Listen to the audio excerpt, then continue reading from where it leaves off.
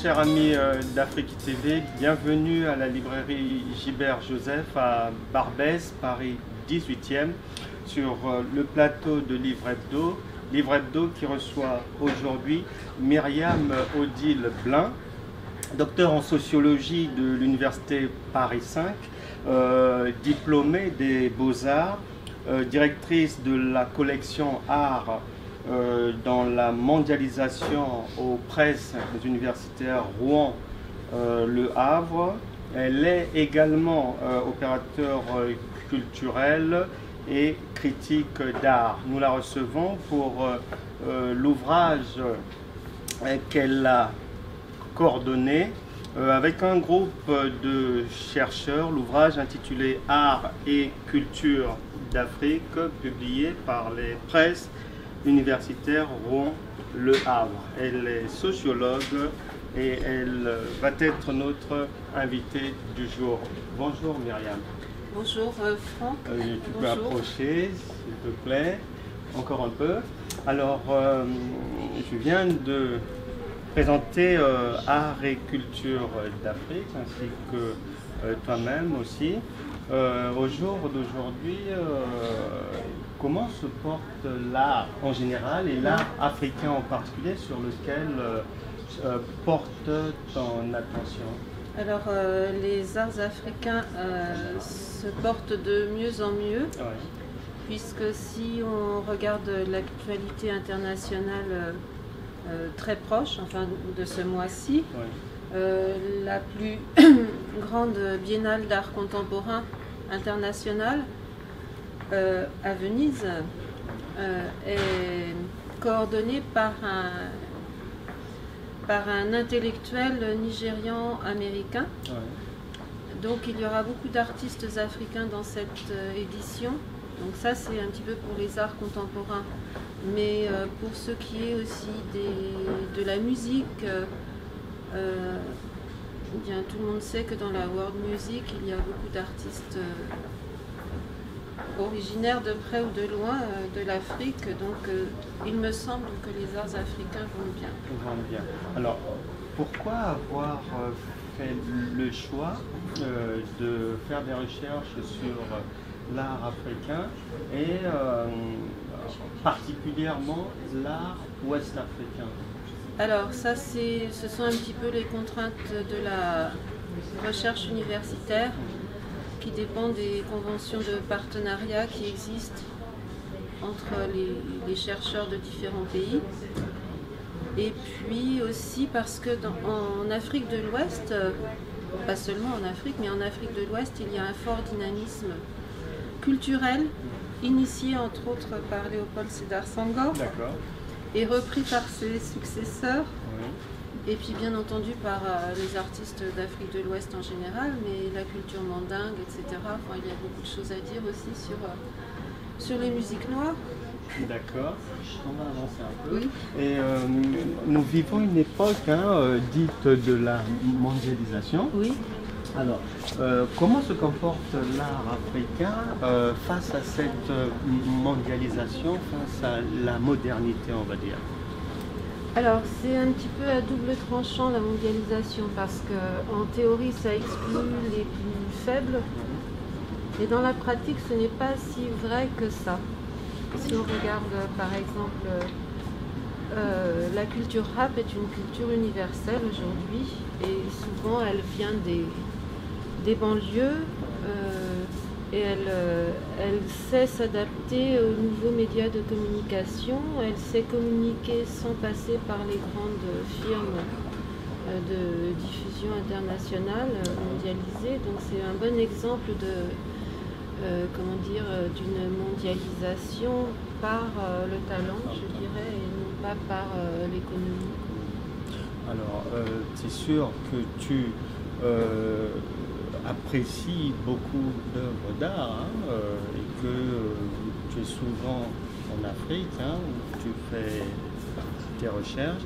Dans ce que tu vois, quels sont les artistes qui, au jour d'aujourd'hui, font du beau travail qui attire l'attention des critiques? Puis-je faire une réponse un peu féminine? Allons-y.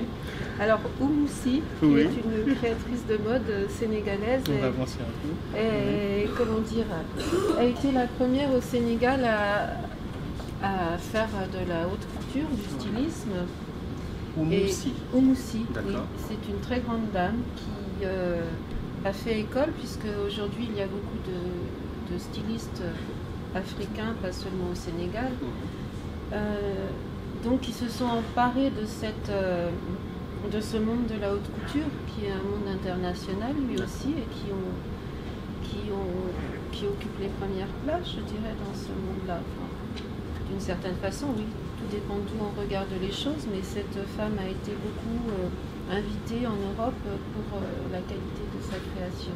Et hormis Oumoussi, Alors, les talents oui. du moment. Philvin Sarr, grand écrivain, également économiste et musicien, encore sénégalais.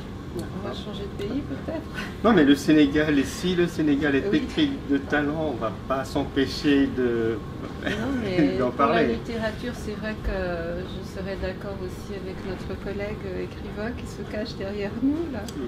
Donc Aminata Sofal est une écrivain de grand talent. Donc les femmes africaines sont souvent dans la littérature. D'ailleurs, c'est intéressant dans beaucoup de pays, pas seulement au Sénégal, parce que la littérature, ça convient bien aux traditions orales aussi. D'accord. On sait que en Europe, par exemple, il y a des penseurs, des gens comme André Malraux, Michel Léris ou bien Roger Bastide qui ont encouragé, qui ont magnifié les arts africains. Et en Afrique, quels sont les personnages historiques, on va dire, qui ont fait ou qui continuent à faire la promotion de l'art africain? Alors, tout dépend de ce qu'on appelle par art. Si on fait rentrer la philosophie dedans, il y a Souleymane Bachir Ndiaye, mais en général, on ne parle pas de la philosophie quand on parle d'art. Mais donc, en Côte d'Ivoire, il y a de très bons historiens de l'art. Yacouba Konaté, c'est un historien de l'art. Youssou N'Dour a fait beaucoup évoluer la musique, les musiques, mais Salif Keita, tout ça. Pardon. La question c'était quoi? Le Mali Seki ont encouragé, promu ces arts. Oui, mais alors, vous parliez d'André Malraux et de Bastide. Il y a Michel Léris en France qui s'est opposé à son époque au courant dominant de l'anthropologie pour justement dénoncer une ethnologie colonialiste. Donc c'est une œuvre remarquable, mais on peut parler de Cheikh Anta Diop aussi qui a révélé une histoire africaine qui n'était pas connue des scientifiques ni du grand public, donc qui a donné ses lettres de noblesse à l'art africain. Oui. Et au jour d'aujourd'hui, quels sont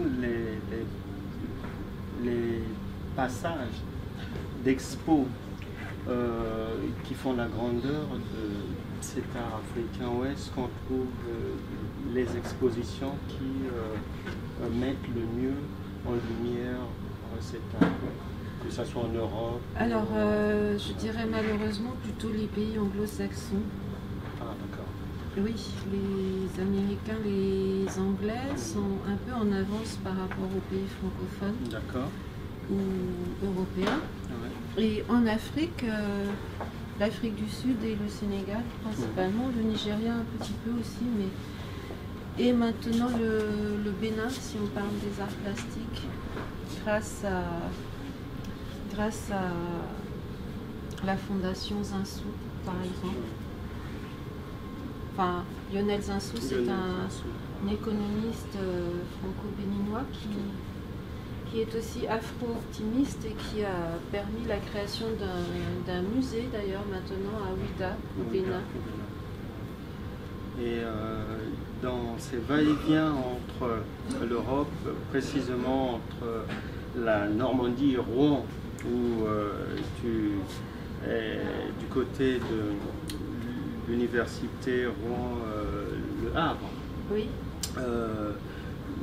Quels sont les pays sur le continent qui me retiennent pour l'instant ton attention et puis sur lesquels Sur le continent africain? Oui. Alors, en fait, il y a ceux où il est possible d'aller grâce à ces conventions de partenariat, et puis il y a ceux qu'on aimerait visiter. Je crois qu'actuellement, tous les pays d'Afrique du Nord sont en train de prendre une certaine liberté par rapport aux expressions artistiques qui est assez intéressante. Le Nigeria, je n'y suis jamais allée, mais il s'y passe beaucoup de choses. Fela Kuti était nigérian. Et bien entendu, je vais rester très sénégalaise pour alors donc pour on va parler un peu du Sénégal. Lorsque tu es au Sénégal, tu travailles de quel côté? Du côté de Dakar, de Thiès, de Saint-Louis, de Pikine? Où est-ce que tu vas le plus souvent pour tes recherches? Alors, le Sénégal, c'est un grand pays par son premier président, qui a donné à la culture une place de choix. C'est assez rare dans un pays d'Afrique. Je pense que c'est le pays qui a mis en place une politique culturelle dès le départ digne de ce nom. Donc au Sénégal, toutes les villes ont des festivals, des manifestations artistiques. Les petits villages valorisent les artisanats locaux. Les associations font un travail souvent de pédagogie auprès des populations pour faire connaître les richesses locales. Donc il y a beaucoup à faire là-bas, je crois. Puis les Sénégalais sont très impliqués dans cette valorisation de leur patrimoine. Donc c'est assez intéressant parce que la question du patrimoine n'est pas toujours très présente chez les politiques africains. C'est vrai. Et donc, après Art des cultures d'Afrique, quels sont les futurs projets que Myriam Odile-Blin compte amener à maturité pour toujours mettre en lumière et faire découvrir l'art au plus grand public? Alors ça c'est intéressant, c'est vrai, parce que le grand public est souvent un petit peu séparé de l'actualité artistique, malheureusement. Donc ça passe malgré tout. Je ne sais pas si je répondrai à votre question, mais comme quand on est enseignant, on aime bien tout ce qui est travail de pédagogie, de proximité. Donc mes projets, ce serait d'enseigner dans un pays d'Afrique de l'Ouest. Ouais. Et puis autrement d'écrire un ouvrage qui serait un journal de voyage dont le titre est L'Arbre du voyageur.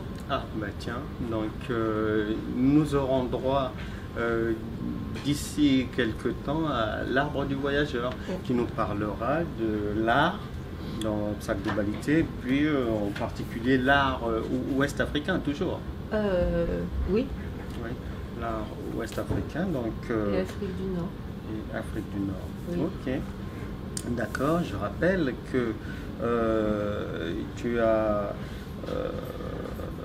dirigé la publication de cet ouvrage avec un certain nombre de chercheurs, à savoir Abdel Fattah Benchena, Babacar Mbaye Diop, Éloi Fiquet, Estelle Fossé, Alain Kiindou, Jacques Lénart, Dominique Malaquet, Betty Mercier-Lefebvre, Gérald Orange et Cédric Vincent. Bel ouvrage publié aux presses universitaires Rouen-Le Havre. Donc les gens peuvent se le procurer par le biais des presses universitaires. Il est disponible sur Amazon. D'accord. Et puis dans plusieurs librairies à Paris. D'accord. D'accord. Mais merci bien d'être venu nous parler du Bel Art et puis de l'ouvrage que tu as co-dirigé relatif à l'art en général et précisément à l'art ouest africain. Merci bien et puis à très bientôt. Peut-être une salutation à des collègues, à des gens du côté de Dakar, la Médina peut-être. Oui, oui, volontiers. Allons-y. Donc encore Moussi, qui est une grande dame. Mhm.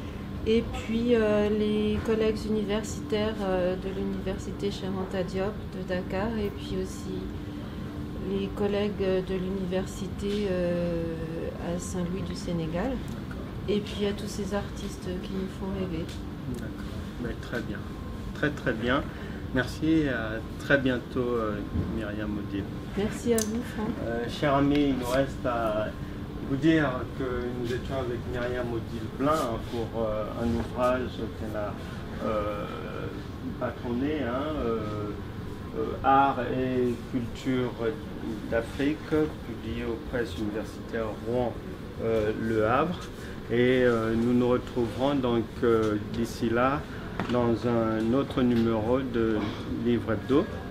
Restez fidèles au programme d'Afrique TV et portez-vous bien. Merci, à bientôt. Au revoir.